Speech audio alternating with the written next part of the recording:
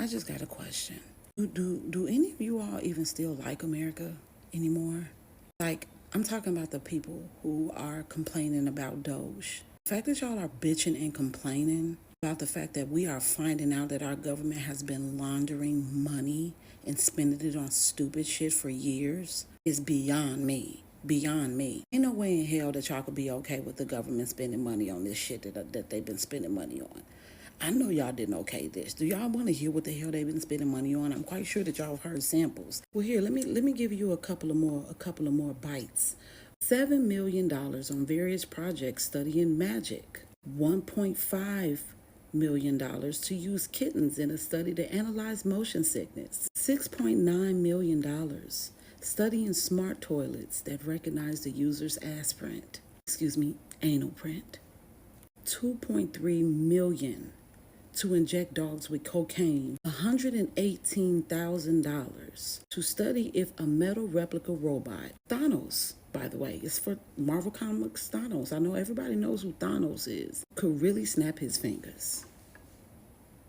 Could really snap his damn fingers. With the glove on. The Infinity Glove with the Infinity Stones. $75,000 in grants on a Harvard study on lizards blowing off trees with a damn leaf blower. With a leaf blower. That little squirrel couldn't even live his best life last year. Y'all had to take that little squirrel out. But y'all want to blow lizards off trees with leaf blowers. Y'all from Harvard.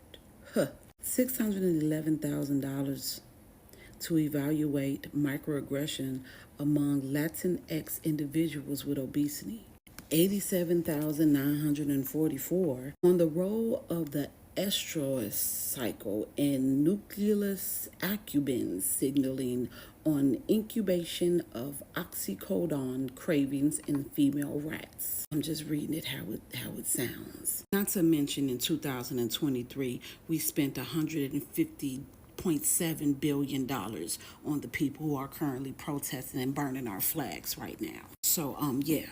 At this point, if you don't like America, you could really leave. You could really leave. Because everybody right now who is doing these press conferences, including Chuck Schumer's creepy looking ass, all of their asses was probably eating good off of this little global laundromat that they've been doing. So, like I said, you're more than welcome to pack the fuck up and leave our country. In the last 22 years, the Department of Treasury has denied 0 requests for payment. You understand how insane that is? That in more than 2 decades, anytime a government official or a bureaucrat wanted the Treasury to pay for something, 100% of the time, they paid. Now, we didn't know any of this until Doge took a look. And while they were investigating, they obviously wanted to interview and get the records from the highest ranking official. And the highest ranking official at the Department of the Treasury was a man named David Lebrick. And instead of doing the interview and providing the records, this dude resigned. He literally gave up his chance at a government pension just so he didn't have to answer any questions from Doge. Now, what were some of these approved payments that they were going to ask him about? Well, one of the first ones they were going to ask him about is why the Pentagon spends $600 million a year on sushi. And that's not even in like the top 50 of worst expenditures. Did you know that the IRS is spending $230,000 a month on cinnamon roast K-cups for their headquarters? This is a headquarters building where 92% of the employees are working from home. 92 out of every 100 employees in that office are home, yet they are still spending $230,000 per month on just cinnamon K-cups from Starbucks. Oh, and those little plastic coffee cups? Yeah, they were spending $1,280 per cup. $1,280 per little plastic cup. Yeah, you know what? We'll just keep pretending that we don't need to investigate our government expenditures. Or we'll pretend it's normal that the Department of the Treasury hasn't denied a request for payment in 22 years. Yeah, just stick your head in the sand. He awarded $2 million to strengthen trans-led organizations to deliver gender-affirming health care in Guatemala.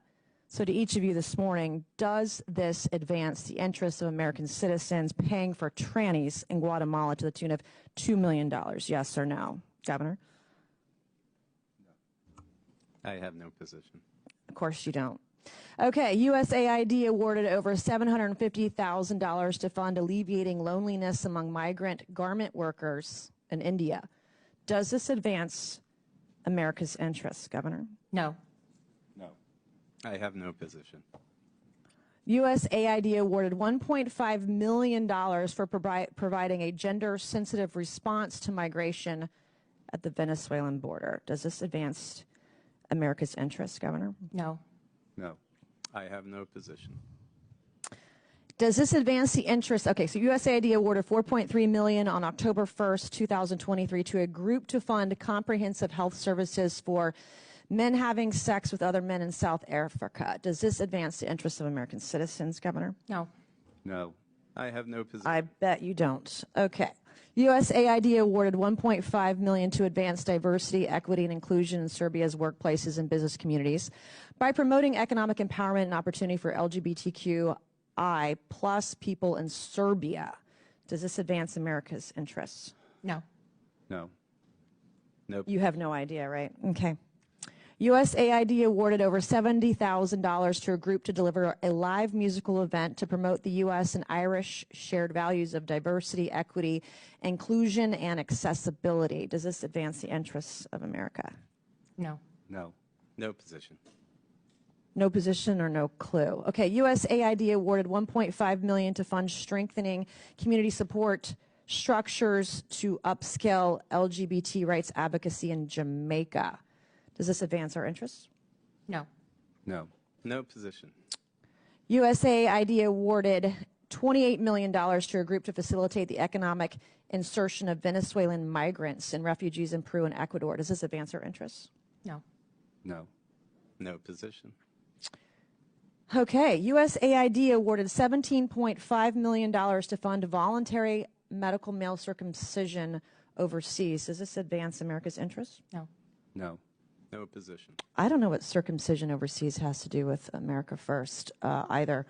USAID awarded nearly $150,000 to fund HIV prevention services targeting men who have sex with men and transgender. Does this advance America's interests? No. No. No position. Yeah, unfortunately, I'm limited to 5 minutes, but these are the programs Democrats are so desperate to save. Our foreign assistance system is badly broken, and this ends now. Thank you, Mr. Chairman, and I yield back. Gentlelady yields back. Mr. Chairman, parliamentary inquiry. Yes, sir. The gentlelady has used a phrase that is considered a slur in the LGBTQ community and the transgender community. And let me please finish without interruption. And Tranny. I don't really care. You want penises in women's bathrooms, and I'm not going to have it. Okay. No, thank you. Let It's disgusting. let the gentleman state his parliamentary inquiry. to me, a slur is a slur. And here in the committee, a level of decorum requires us to try consciously to avoid slurs. You just heard the gentlelady actually actively, robustly repeat it. And I would just ask the chairman that she be counseled that we ought not to be engaged. We can have debate and policy discussion without offending human beings who are our fellow citizens. And so I would ask, as a parliamentary inquiry, whether the use of that phrase is not, in fact, a violation of the decorum rules. Mr. Chairman, I'm not going to be counseled by a man over men and women's spaces or men who have mental health issues dressing as women. I'm not being counseled by some guy. My inquiry is to the over chairman, Okay. Mr. Chairman. Order. The inquiry is about decorum. Decorum is at the discretion of the chair. That's I will be mansplaining, honest, Mr. Chairman. with the ranking member. I'm not up to date on my politically correct LGBTQ terminology. We'll look into that and get back with you on that. I don't know what's offensive and what's not. I don't know much about pronouns or I appreciate that, offensive Mr. Chairman. terms. Mr. Chairman, we don't have to anymore. So I thank the chair for his willingness to further engage in this matter. This is what Democrats are fighting to save. $20 million for Iraqi Sesame Street, $2 million for Moroccan pottery classes, $11 million to tell Vietnam to stop burning trash. $27 million to give gift bags to illegals before we deport them. Millions to help Afghanis grow crops instead of opium. That program was such a success that opium production doubled. We also gave Afghanistan $300 million to build diesel fuel power plants, but they couldn't use them because diesel was too expensive. $200 million on a dam that was too unsafe to ever be used. We could have used that dam in California. $250 million on a road that was never used. We literally built a road to nowhere. Oh, and we gave Syrians $9 million for humanitarian aid, but someone messed up and it went to Al-Qaeda. $1 million for bat research in Wuhan. That equates to $1 million for each dead American. USAID was funding Fashion Week in Paris. France isn't even paying its NATO dues, and we're paying for their Fashion Week.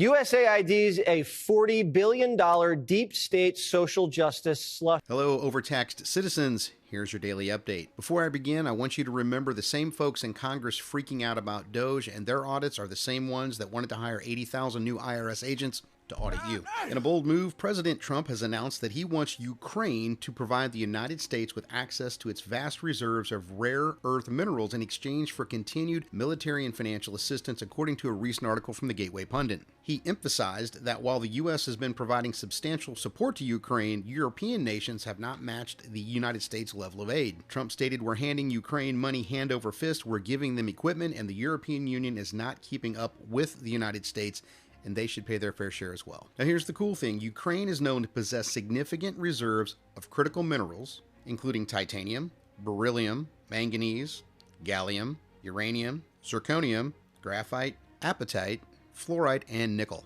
These minerals are essential for our various high-tech industries such as aerospace, defense, electronics, and renewable energy, and of course all the electronics that we as consumers can't live without. This proposal marks a huge shift from previous U.S. policy which provided aid to Ukraine without conditions at all, and we've all seen how that's going.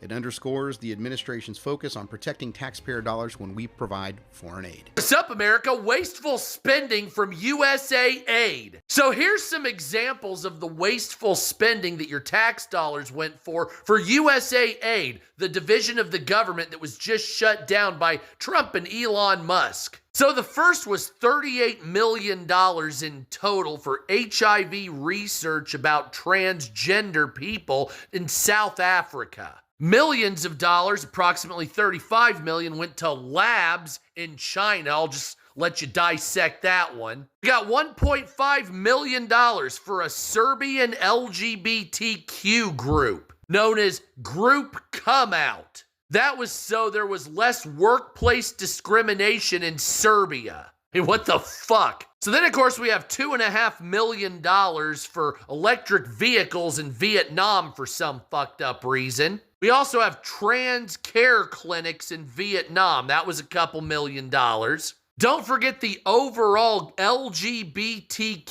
global initiative by USA Aid. That was done to, quote, help advance non-heterosexual objectives around the globe, whatever the fuck those were. Now let's not forget about the trans operas in Colombia. Those are between $22,000 and $47,000 respectively apiece. The Peruvian trans comic book, that was $32K. Don't worry, they got one for about $27K in Brazil too. And of course, $500,000 to expand atheism in Nepal. So that's the USA Aid money, your tax dollars being spent on that diarrhea. So what do you think about all that money so far going to subsidize that diarrhea? Because that's what it really is. That was mental and verbal diarrhea. That's all that was for millions, if not billions of dollars total.